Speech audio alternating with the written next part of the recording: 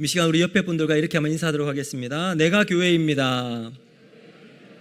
당신이 교회입니다. 우리가 교회입니다.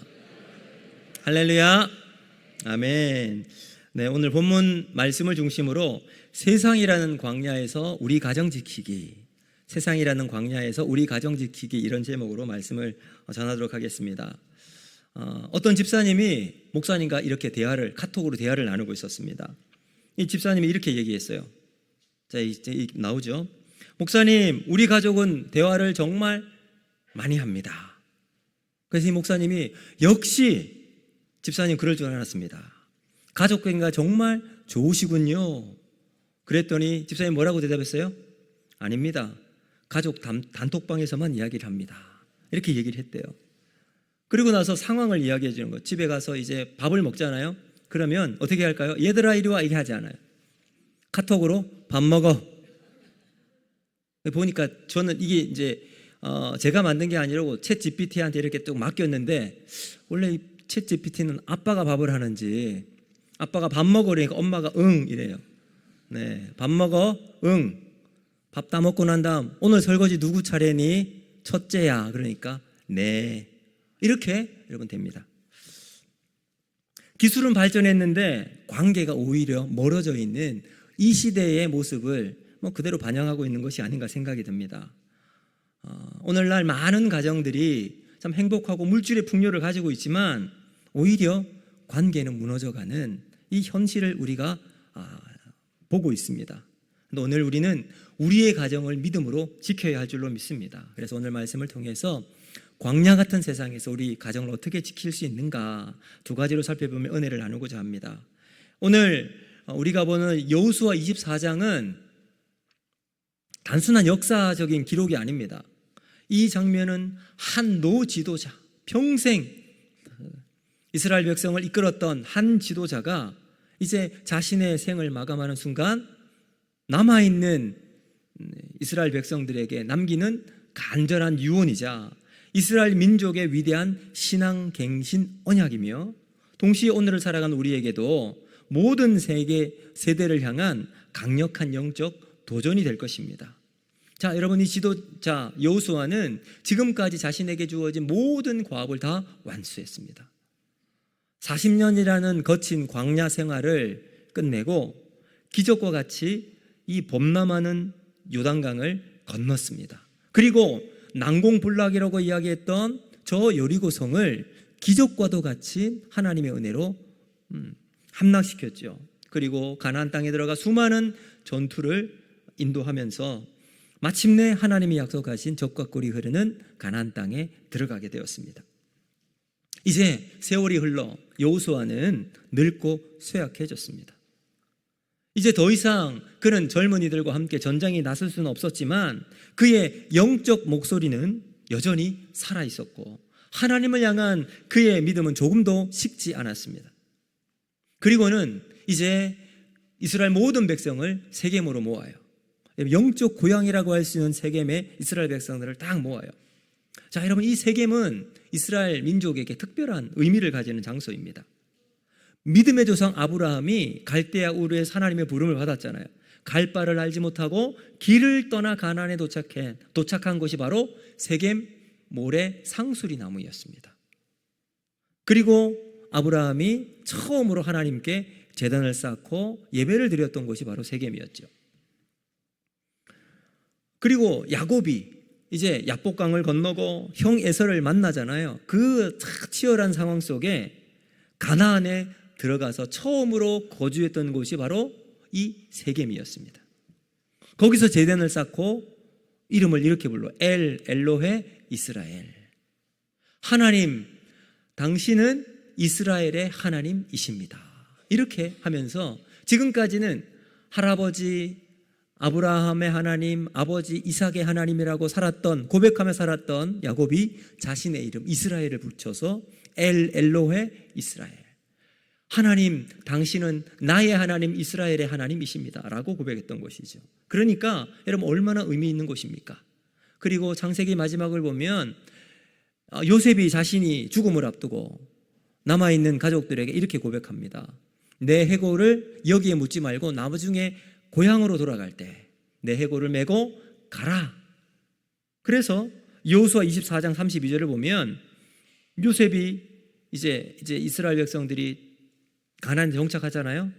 요셉의 유고를 가지고 와요. 어디에 묻었느냐? 바로 여기 세겜이었습니다. 그러니까 이와 같이 이 세겜은 역사적 의미가 아주 깊은 곳이었습니다. 그리고 그 자리에서 여호수아가 자신이 경험했던 하나님의 은혜를 간증합니다. 출애굽 사건, 홍해 바다를 건넜던 이야기, 광야의 메마른 땅에서 먹이셨던 것, 광야에 사나운 민족들과 치열한 전투 속에 하나님이 함께 하셨던 그 하나님이 누구신지 생생하게 전합니다. 그런 다음 백성들에게 마지막 이렇게 외칩니다. 너희는 섬길 자를 택하라. 오직 나와 내 집은 여호와를 섬기겠노라. 아멘. 여러분, 이 짧은 한 문장 이스라엘 백성들뿐만 아니라 오늘을 살아가는 우리에게도 던지는 하나님의 메시지인 줄로 믿습니다. 이 선언은 흔들리는 이 시대 속에 믿음의 가정을 세우는 두 가지 핵심적인 원리가 담겨 있는데, 저는 오늘 여러분과 함께 두 단어를 살펴보면서 오늘 우리 가정해 주신 주님의 음성을 함께 듣고자 합니다. 첫 번째 단어는 바로 택하라입니다. 택하라. 여러분, 이 택하라고 하는 말은 방향성을 이야기하는 거예요. 방향성. 자, 15번 이 본문 15절 말씀 중 한 부분 이렇게 이야기하죠. 너희는 섬길 자를 오늘 택하라. 여러분, 여기 택하다라고 하는 히브리어는 바하르라고 하는 단어예요. 원래 의미는 시도하다, to try, 시도하는 거예요. 노력하고, 그 다음에 선택하고, 지명하고, 탁월하다, 이런 의미가 여기에 담겨 있습니다. 그러니까 이 단어는 일상적인 선택에는 그렇게 많이 쓰이지 않고요. 성경을 보면 하나님께서 왕을 세울 때, 그럼 특별히 다윗이 지명되어서 왕으로 뽑히게 되잖아요. 근데 처음 사무엘에 찾아갔을 때, 이새의 집에 갔을 때 다윗은 찾아보지도 않았습니다. 여러분, 거기에 엘리야 얼굴만 봐도 야, 저 사람이 왕감이다. 근데 하나님 뭐라 하세요? 아니다. 그 다음에 아미나답, 그게도 아니래요. 그리고 삼마, 그 이외에 모든 7 이 형들이 다 지나갔지만 하나님이 아니래요. 근데 다윗이 났었을 때 하나님께서 다윗을 보고 말씀하시죠. 그러니까 하나님이 왕을 세우실 때 이 바하르라고 하는 단어를 사용하십니다. 또한 하나님께 드릴 예물을 구별하여 사용할 때 바하르를 사용합니다. 그리고 제사장을 세울 때도 이 단어를 사용했습니다. 그러니까 쉽게 말하면 우리가 점심 먹을 때 오늘 무슨 음식 먹을까 식당에서 나는 김치찌개, 나는 김치볶음밥, 이런 선택이 아니에요. 또는 옷장을 열어서 오늘 무슨 옷 입지 고민하면서 오늘 내가 밥 먹으러 가는데 내 친구를 만나는데 어떤 옷을 입을까, 이렇게 고민하는 정도의 가벼운 선택이 아니라 내 인생의 왕자에 누가 앉아야 할지를 결정하는 깊은 의미를 담고 있습니다. 그러니까 여호수아는 지금 백성들에게 당신들의 삶의 진짜 주인은 누구냐, 이것을 결정하라고 엄중하게 요구하고 있는 겁니다. 그래서 여호수아는 이 선택 앞에 세 가지 옵션을 둡니다. 첫 번째는 요단강 건너 광야에서 섬기던 신들이 있다. 그 신들을 선택할 거냐, 아니면 두 번째, 지금 이 땅에 살고 있는 가나안의 신들을 선택할 것이냐, 그리고 마지막 세 번째, 이스라엘을 애굽에서 건져내신 여호와 하나님을 선택할 거냐. 이 세 가지 옵션을 줍니다. 그리고는 여호수아는 단호하게 이야기하지요. 너희가 섬길 자를 오늘 택하라. 나와 내 집은 여호와를 섬기겠노라.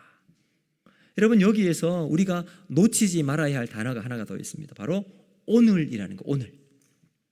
여러분, 여호수아는 언젠가 준비되면, 형편이 나아지면 이렇게 말하지 않아요. 오늘 택하라. 오늘 택하라. 이렇게 말해요. 왜 오늘이어야 할까요? 여러분, 신앙은 미루는 순간부터 그때부터 옅어지기 때문에 그렇습니다. 결단하지 않은 그 자리에 다른 것이 이미 자리를 차지하기 때문에 그래요. 여러분, 우리 가정에 중심에 하나님이 없으면 그 자리는 돈이 들어오고요, 성공이 들어오고요, 체면과 비교가 그 자리를 떡하니 자리를 차지합니다. 우리가 선택하지 않았음에도 불구하고 이미 다른 옵션들이 선택되어 내 삶을 차지하고 있다는 거예요. 여러분, 우리는 이런 말을 자주 하잖아요. 목사님, 아이들이 조금 더 크면 가정 예배 잘 드리겠습니다. 좀 안정되면 예배 잘 드리겠습니다. 은퇴하고 나면 내가 신앙생활 제대로 한번 해보겠습니다. 여러분, 사실 이렇게 말하시는 분들의 마음을 딱 보면 진심이에요. 진짜 그렇게 하고 싶은 마음이 있어요. 그런데 문제는 뭘까요? 그런 중에도 우리의 자녀들은 잘하고 있다는 거예요. 가정의 문화는 나중에 미룬다고 형성되는 게 아니죠. 언제 형성될까요? 바로 이 순간 형성되고 있기 때문입니다. 우리가 결단은 미루는 그 침묵 속에서도 가정의 방향은 계속해서 결정되어 가고 있다는 거죠. 여러분, 18세기 영국의 한 항해 일지에 이런 기록이 있었다고 합니다. 대서양 한복판에서 사흘 동안 폭풍이 몰아쳤어요. 별도 태양도 보이지 않았습니다. 선원들이 그때 가장 먼저 달려온 것이 어디냐? 바로 조타실의 나침반이었습니다. 선정은 이렇게 기록했습니다. 우리 같이 한번 읽어볼까요? 시작. 폭풍이 모든 것을 흔들어 놓았지만 나침반만은 여전히 북쪽을 가리키고 있었다. 우리는 그것 하나에 의지해 항구로 돌아올 수 있었다. 여러분, 이 배에만 폭풍이 몰아칠까요? 우리의 삶에도 폭풍이 몰아칩니다. 가정에도 폭풍이 몰아쳐요. 경제적인 위기요.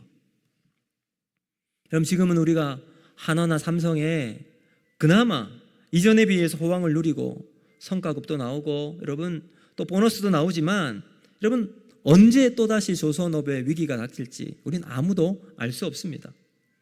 자녀들 문제들이 있어요.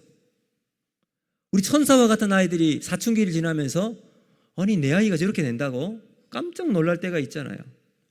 부부 갈등, 이건 말 안 해도 여러분이 더 잘 알 겁니다. 건강의 위협, 여러분 내가 지금 건강하다고 자신할 수 있는 사람이 우리 중에 누가 있겠습니까? 언제 어떤 폭풍이 우리 가운데 갑자기 들어닥칠지 아무도 몰라요. 이 폭풍 가운데 우리가 붙잡아야 할 나침반은 여러분 가지고 계십니까? 핸드폰은 끄시고. 여러분, 우리가 붙잡아야 할 나침반 무엇일까요? 하나님일 줄로 믿습니다. 근데 여러분, 이 나침반은 폭풍이 온 다음에 구하면 늦어요. 폭풍이 오기 전에 나침반이 구비되어 있어야죠. 잔잔한 지금 평화로운 오늘 미리 고정해 두고 준비해 두어야 합니다. 그래서 여호수아가 오늘 택하라라고 말하고 있는 이유가 여기 있는 거죠. 여러분, 우리 가정은요, 그 가정을 움직이는 중심되는 것이 하나 있어요. 이것을 어떻게 알 수 있느냐? 여러분, 지난 한 달 한번 쭉 돌아보세요.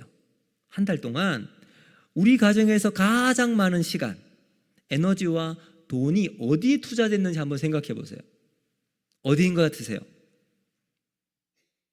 여러분, 자녀들입니까? 우리 자녀들, 우리 가정을 보면 이 자녀의 성적과 또 성공의 모든 에너지와 모든 대화 중심이 있는 가정이 있어요. 또 어떤 가정을 보면 돈이에요. 이런저런 이야기하다 보면 결국은 우리가 돈을 얼마나 있느냐, 잔고가 얼마나 남아있느냐, 여기에 초점이 드는 가정도 있어요. 또 어떤 가정은 남의 시선과 체면이 모든 선택의 기준이 되는 경우도 있습니다. 여러분, 이것이 나쁜 것이 아니에요. 우리는 살아가야 되기 때문에 이것이 분명히 필요해요. 근데 문제는 뭐냐?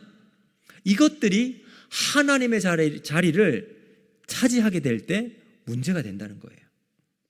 왜냐하면 지금 제가 여러분께 언급드린 자녀의 학업, 체면, 돈, 여러분 사회적 성공, 이것들은 흔들리는 것이기 때문에 그렇습니다. 경제는 무너질 수 있습니다. 학업 성취는 기대에 미치지 못할 수 있어요. 체면은 언제든지 상처를 받을 수 있게 됩니다. 이와 같이 흔들리는 것들이 우리 가정의 중심이 있게 된다면 흔들리게 되겠죠. 그래서 여호수아는 오늘 우리에게 이렇게 말합니다. 흔들리는 것을 선택하지 말고 흔들리지 않는 하나님을 택하라. 하나님 앞에 우리의 가정에 중심을 두는 삶이 필요하다는 거죠. 예수님께서 산상수훈 마지막 부분에 두 종류의 집에 대해서 말씀하셨잖아요. 어떤 집이에요? 모래 위에 지은 집과 반석 위에 세운 집. 여러분, 이 두 집은 겉으로 보기에는 예뻐요, 멋있어요, 좋아요. 근데 언제 알아요? 비가 올 때, 홍수가 날 때, 바람에 불 때 결과가 달라져요. 반석 위에 지은 집은 무너지지 않고 탁 서 있습니다. 그러나 모래 위에 지은 집은 어떻게 되죠? 금방 무너져 버립니다.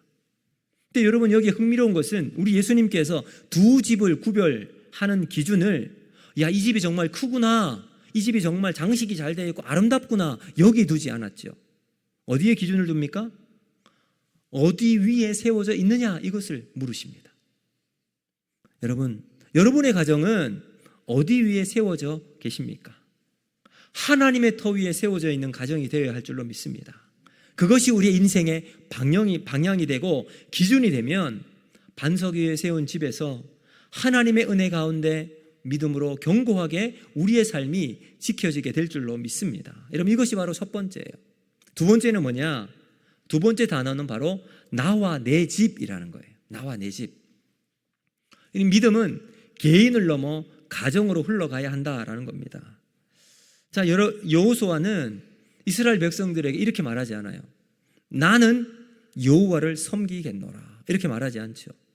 나와 내 집은 여호와를 섬기겠노라 라고 말씀합니다.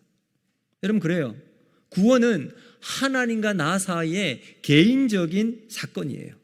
그런데 그 구원의 은혜를 살아가는 믿음의 삶은 결코 개인 안에서만 머물지 않습니다. 참된 믿음은 반드시 가까운 곳으로, 가장 가까운 우리의 공동체, 함께 지체들에게 흘러가게 되어 있습니다. 여러분, 히브리어로 집은 베이트예요. 베이트. 이 베이트는 단순하게 콘크리트로 지은 건물을 말하지 않아요. 그것은 나의 영적인 영향력 아래에 있는 공동체를 말합니다. 그래서 하우스홀드라고도 이야기를 해요. 그 집을 세우는, 집을 이루는 공동체, 한 지붕 아래 함께 살아가는 가족 전체를 의미하고 있습니다. 따라서 여호수아 이 고백은 가장인 내가 먼저 하나님 앞에 바로 서고 내 품 안에 있는 모든 자녀와 가족들을 책임지고 함께 하나님께로 인도하겠다라는 영적 제사장의 거룩한 책임 선언입니다. 여러분, 우리가 잘 알고 있는 것처럼 세상의 모든 강은 상류에서 하류로 흘러가게 되어 있습니다. 상류의 발원지가 아주 깨끗하고 맑고 시원한 물이라면 수백 킬로 흘러가는 굽이쳐 흘러내려도 그 강물이 닿는 하류도 맑은 물이 흘러내려가죠.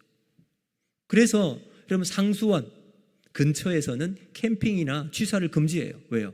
상수원이 오염되면 회복할 수 없기 때문에 그렇죠. 근데 반대로 이 상류가 오염되어 있으면 하류에서 아무리 여러분 화학약품을 사용하고 온갖 것을 다 해도 근본적인 문제가 치료되지 않습니다. 회복되지가 않죠. 우리의 가정도 마찬가지입니다. 영적인 물줄기에는 바로 부모는 영적 상류와 같습니다. 그래서 우리 부모들이 무심코 내뱉는 언어 습관들, 이웃을 대하는 태도, 위기 상황에서 어떻게 반응하느냐, 이것이 무엇보다도 하나님을 대하는 신앙의 태도, 이것이 자녀라고 하는 하류로 흘러가서 그대로 영향을 미치게 되는 겁니다. 그러므로 여러분, 영적 상류인 부모의 언어, 삶의 태도에서 신앙의 바른 모습을 보이고 우리가 그렇게 살아가야 하는 이유가 여기 있습니다. 여러분, 거실, 식탁에서 하나님의 은혜가 자연스럽게 흘러가고 있습니까? 부모의 무릎을 통해 기도의 물길이 먼저 트이는 여러분, 우리 가정이 되어야 할 줄로 믿습니다. 그것이 우리의 자녀를, 영혼을 살리는 영적 상류가 되게 될 것입니다. 여러분, 사랑하는 성도 여러분, 신앙은 절대로 유전되지 않습니다. 제가 목사잖아요. 우리 자녀가 제가 목사라고 목사 신앙을 가집니까? 여러분이 장로고 권사지만 우리 자녀들이 이 장로와 권사의 신앙을 가지고 평생 살아갑니까? 아니에요. 모태신앙으로 태어났다고 해서, 자녀들이 교회를 다닌다고 해서 자녀들에게 믿음이 자동적으로 다운로드 되지 않습니다. 그대로 흘러가지 않아요. 여러분, 이와 같이 신앙은 절대로 유전되지 않습니다. 그러나 신앙은 흘러내려갑니다. 어떻게 해요? 그 집의 영적 분위기로, 부모의 언어로, 부모의 따뜻한 말에, 반복적인 습관, 삶의 장면들이 아이들에게 그대로 흘러가게 되어 있습니다. 매일 하나님께 기도하는 그 모습, 하나님께 말씀 보며 말씀대로 살아가기 위해서 몸부림치는 그 모습이 아이들에게 자연스럽게 흘러가는 거예요. 종교개혁자 마르틴 루터는 자신의 회고록에서 이런 말을 씁니다. 나의 첫 번째 신학교는 어머니의 무릎이었다. 얼마나 멋있는 말입니까? 여러분, 그는 비텐베르그 대학에서 신학을 깊이 있게 공부했습니다. 하나님이 살아계신 분이라는 사실은 그의 어린 시절 어머니가 기도하는 소리를 들으며 이미 알았다고 고백을 했어요.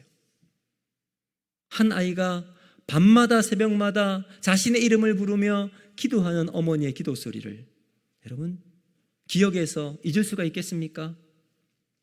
그 아버지가 식탁에서 거친 손을 부여잡고 마주잡고 간절히 투박하지만 담담하게 기도했던 떨리는 손을 아이들이 잊을 수가 있겠습니까? 여러분, 우리 아이들은 기도가 뭔지 잘 몰라요. 그러나 딱 한 가지는 알아요. 나를 위해 기도하는 분이 계시다는 것과 그 기도를 들으시는 분이 계시다는 것을 알게 됩니다. 그 기억이 우리 아이들의 평생의 신앙의 기초가 된다는 겁니다. 미국 건국의 아버지 중에 한 명인 벤자민 프랭클린은 말년에 그의 자서전에도 똑같은 이런 고백을 남겼습니다. 내가 어린 시절 어머니가 매일 식탁에서 평범하게 드리던 소박한 감사기도는 내 평생의 인생 철학이 되었고 나를 지탱한 힘이었습니다. 여러분, 참 의미 있는 말인 것 같아요. 우리의 삶이 자녀들에게 믿음의 기초가 되어지고 어려움이 있을 때 하나님께 나아가는 여러분 이 신앙의 길을 보여주는 우리가 되었으면 좋겠습니다. 여러분, 이 벤자민 프랭클린이나 이 루터의 어머니는 신학자가 아니에요. 유명한 목회자도 아닙니다. 그저 매일 밥상을 차려내는 그 밥상 앞에서 하나님께 진심으로 기도할 줄 아는 평범한 예배자였습니다. 그리고 그 짧고 신실한 기도와 삶의 태도가 아들의 마음 깊이 남아서 지워지지 않는 영적인 이정표를 삼게 되었습니다. 여러분, 이런 길이 우리가 걸어가야 할 믿음의 가정이 아닐까요? 근데 여기에 여러분 한 가지 위험한 패턴이 하나 있어요. 이게 뭐냐 하면, 여러분 우리 교회에서는 열심히 일하시는 분이 계십니다. 근데 가정으로 가면 믿음이 보이지 않아요. 구역장도 하고 봉사도 하고 예배도 빠지지 않고 새벽에도 오시지만 집 문을 열고 들어가면 늘 불안하고 자녀들에게 불같이 화를 냅니다. 부부 사이의 다툼은 끊이지 않습니다.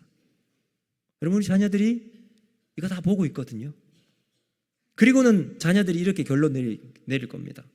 하나님을 믿어도 우리의 믿음은 바뀌지 않는다. 이 자녀는 그 가정에서 이 신학을 배우는 거예요. 교회 가면 그래 나도 엄마 아빠처럼 그런 척하고 살아가는 거예요. 집에 가면 이제 내 마음대로 살아가면 괜찮다.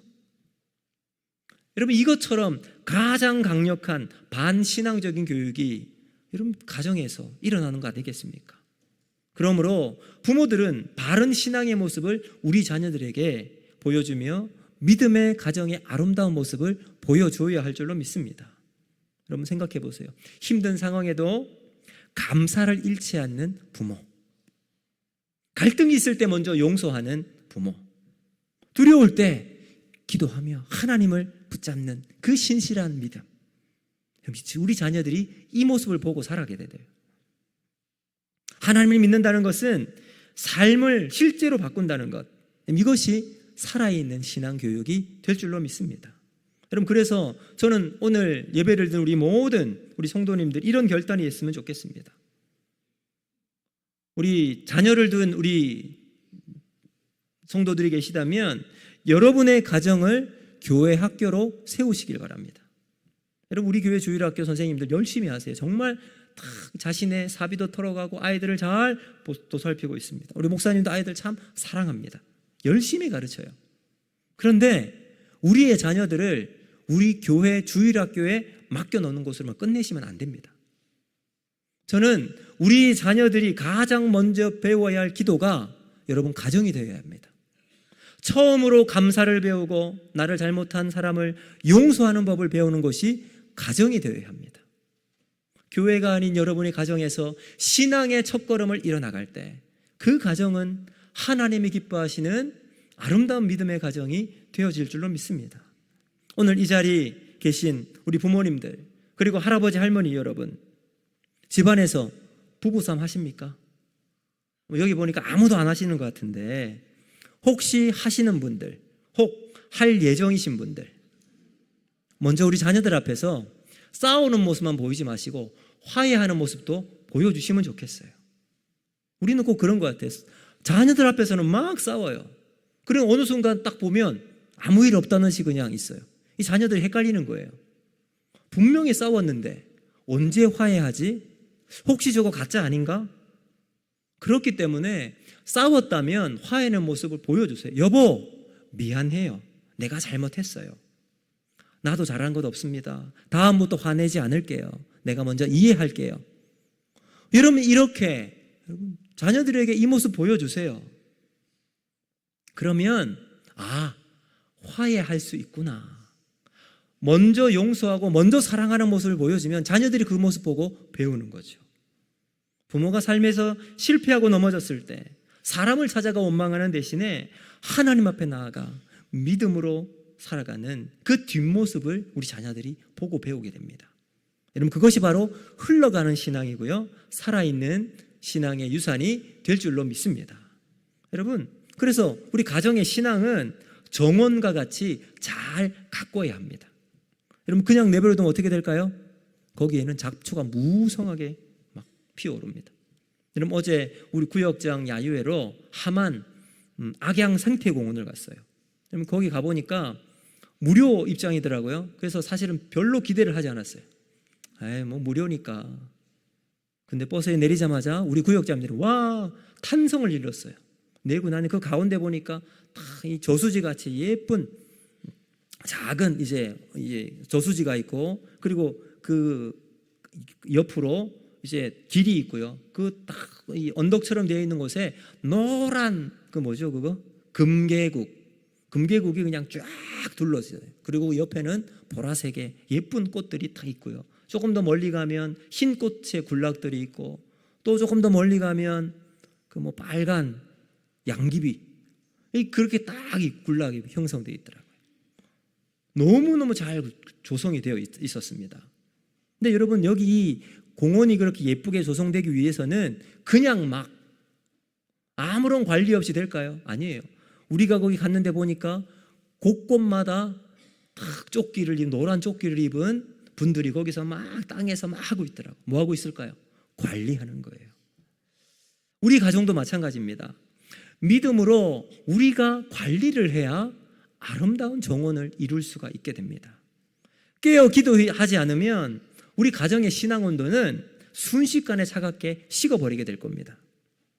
하나님 말씀을 붙잡고 살아가지 않으면 우리는 말씀이 아니라 세상의 가치관과 영향력 아래 우리의 가정이 산산조각 나는 거예요. 오늘 하나님 말씀이 흐르지 않는다면 가족 관계마저 이기적으로 메말라 버리게 될 것입니다. 그러므로 우리는 우리의 가정을 아름답게 가꾸기 위하여 예배 자리에 지키며 하나님 은혜 앞에 말씀과 기도로 주님의 아름다운 믿음의 가정을 세워나가는 저와 여러분이 되기를 주님의 이름으로 축복합니다. 이제 말씀의 결론을 맺도록 하겠습니다. 사랑하는 성도 여러분, 광야와 같은 세상에서 여러분은 여러분의 가정을 어떻게 지키시겠습니까? 오늘 여호수아가 우리에게 전해준 말씀을 잘 기억하시길 바랍니다.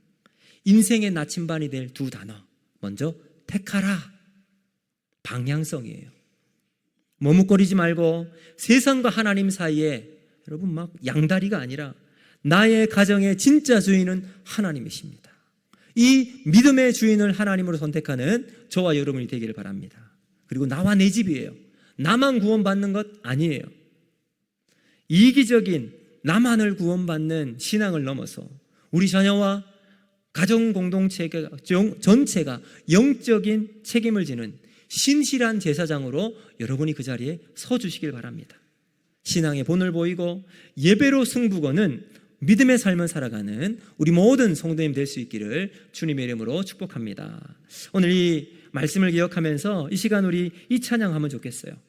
여러분, 우리가 주님을 섬길 때 우리 주님은 우리의 섬김과 헌신과 우리 가정을 예쁘게 가꾸는 믿음으로 가꾸는 그 모든 것을 여러분 그냥 보내지 않으십니다.